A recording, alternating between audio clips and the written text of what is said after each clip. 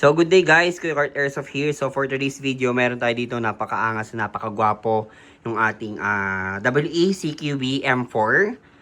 So ayan siya, so fully modify siya.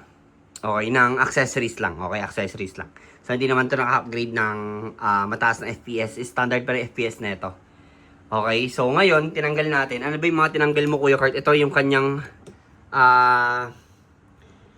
top accessories, itong kanyang hand carry na ganito. So full metal din, tapos tinanggal din natin tong stock na muzzle. So ang pinalit natin is yung ganitong klase na mahaba na full metal din. Okay, so secure naman to kasi hindi siya magagalaw kasi meron siyang lock dito na bilog. So naka-triangle sight. So kinabitan ko siya ng polymer front grip. Then yung so, napakamahal ng accessories talaga, guys. So, again, pag mag-airsoft kayo, guys, expect nyo hindi kayo makakatipid talagang mapapamahal kayo. No, pag gusto nyo gumanda yung unit nyo, syempre. Yan. So, ganyan itsura. So, may flashlight tayo dito, kinabitan natin. Then, dito yung pindutan niya. So, ayan. So, itong part ng flashlight, di ko pa nalalagyan ng battery. Pero dito, which is ito, nalagyan ko na ng battery to, ang alam ko. Ayan. So, meron siyang laser flashlight. Yung blinker, meron din siya. So, alam ko mali ako ng position dito. Huwag nyo na akong i-bash. Hindi ko masyadong familiar yung parts kung saan ikakabit. Pero, ganito lang muna para mapakita ko lang din sa inyo.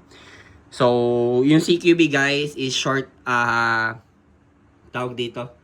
Short lang din yung kanyang handguard. Okay, ito. Yung part na to. Okay, then meron siyang swivel for sling attachment. Ayan.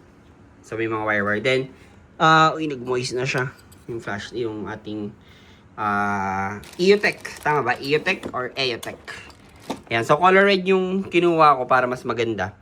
So yun sa part na to, naka-magnifying to, then dito hindi na. Okay, sa full metal unit, guys, yung ating WE CQB M4. So adjustable buttstock. Okay, metal yung buffer tube. Then dito meron siyang for sling attachment. Okay, kinabitan ko naman as you can see. Taiwan made yung unit natin, guys. Then dito makikita yung kanyang dust cover, yung blowback feature, yung charging handle. Magkakasa kayo. Okay, so dyan. Then mag-release. Full metal magazine, guys. 30 rounder. Okay, so gas blowback naman tong unit natin. So pag magkakarga kayo, dapat masagad or malakas yung pagkarga nyo. So, pag hindi kayo gagamit ng magnifying nito, pwede nyo naman siya itupin ng ganyan. Okay, para ang POV nyo, ganyan. Okay, then balik nyo lang. Pag gusto nyo ng dalawa. Okay, so punta tayo sa kabila. Yeah. Yan, ganda itsura nya. Gwapo, no? Solid ba lang? Tinanggal ko lang, guys. Ito lang. Kasi ito yung kasama sa unit talaga out of the box. Ito.